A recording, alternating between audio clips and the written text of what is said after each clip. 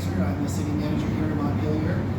Today is August 11th. A month ago, we suffered a very catastrophic flood here in Montpelier, which damaged many of our buildings and businesses, including City Hall. You might notice the sign here showing that City Hall is closed to the public. A lot of people don't understand why, so we thought we'd take the opportunity today to take you through the building and show you the condition that it's in and talk about the challenges we face before we can reopen. As we come into the building, people think that here on the first floor we should have been safe from the flood, but actually everything from these double doors back is disabled in some way due to flood damage. In the main hallway of the building, you think, how could flood water get in here? Well, we had a backup drain, and this water fountain shot water for about 24 straight hours, putting a sheet of flood water across the bottom of this.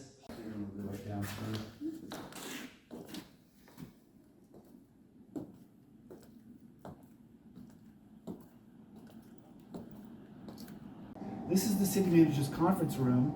As you can see, it's just stored with salvaged materials right now. The carpets have been ripped out. All of this was wet. As we move into what is the Montpelier Alive and Finance Department area, you can see that the carpets have all been stripped out. Sheetrock has been pulled out.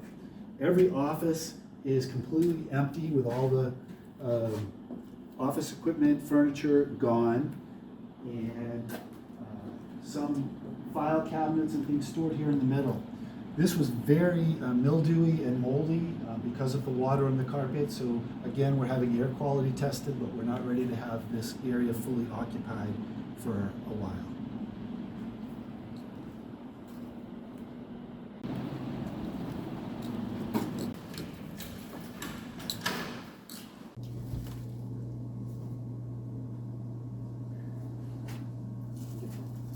City Council chambers and the memorial room, which did not get any damage, thankfully. However, as you can see, it has become the repository of all the salvaged equipment, materials, files, books, valuable information, and is clearly out of commission for any kind of public use right now. So we have no functional meeting space. This is fortunately a dry, safe space to store all this material.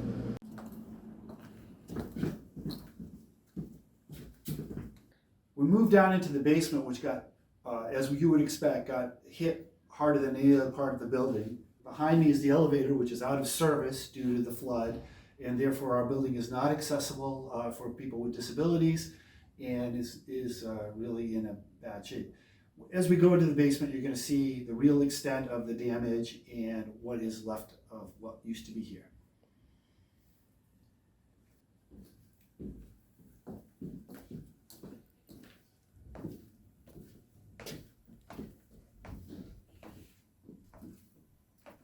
Is ripped down completely to the studs, except for those walls, which were more solid than sheetrock.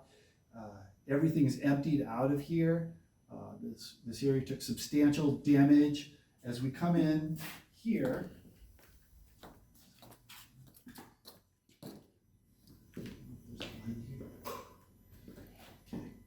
this is the mechanical area of the building. Behind me is the mechanics for the elevator. All of that was underwater. It's a hydraulic system, got filled with water.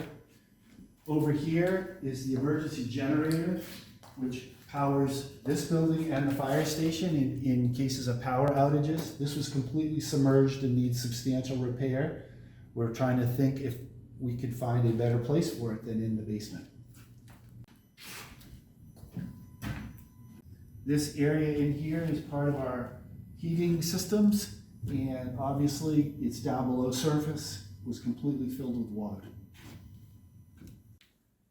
This is an interesting shot here. Mm-hmm.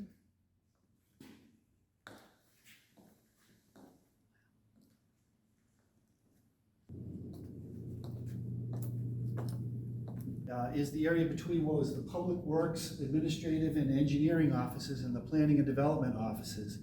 For those of you that have been down here, this used to be filled with map files and several other files. Those obviously got wet. We lost some records to the flood. We were able to save and preserve a lot of key records. But nonetheless, this area is now wide open and empty.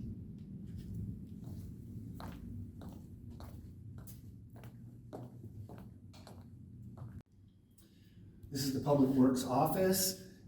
Again, emptied right out, and then behind us is a vault, which goes way back in the history of the building and had contained records, is now completely empty.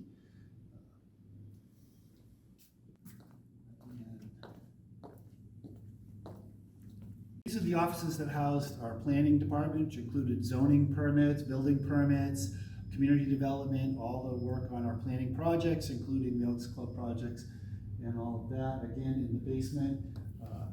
As we think about this building, we're going to need to think about how we repurpose all of this basement space so that we don't house essential offices here, but can use this very large area for purposes. We're thinking probably meeting rooms, reestablishing the council chambers down here, or something like that. To give you a little perspective of this flood, this mark here was the high water mark of 1992, the ice jam. This was the high water mark in July, a month ago. As you can see, I'm a fairly tall person and this comes up above my waist. So this is how much water was in this basement at the height of the flood. One of the unexpected pieces of damage is we mentioned that the water fountain upstairs had backed up. It dripped down through the ceiling, creating damage to some of our wires and electrical systems that we thought were pretty safe being up and under the roof. So this is a challenge that we have to figure out as well. This is the high water mark from November 3rd, 1927. We're back up on the first floor. So probably in a good 10 feet above the high water mark from July. We'll end with some good news. The city clerk's area was completely untouched by the flood. So none of the vital records in here were affected. And because of air quality concerns, we are only partially open here, but the clerk is working by appointment. The remainder of the offices, the clerk's office, along with all the other offices you saw flooded out, have been relocated to the senior center at 58 Berry Street, with the exception of DPW, which has gone down to its garage area. And finally, we're here in the city manager and assessor's office. Again, we were untouched, thankfully, so our records are all intact and our computer equipment are intact. Our team is working here daily. You can see we have air purifying equipment, dehumidifiers in here. And we are also going to be doing air quality testing here, but most of us seem to have been able to survive it so far. So we do have 2 functioning offices here in City Hall. I think you've seen the rest of the building and can understand why. We have a long road ahead of us as we plan how to harden our building so that our key systems are protected, and also reuse the building in a way that we're not putting important information down in the basement. So thanks for watching. We hope this answers some of your questions about why City Hall hasn't reopened.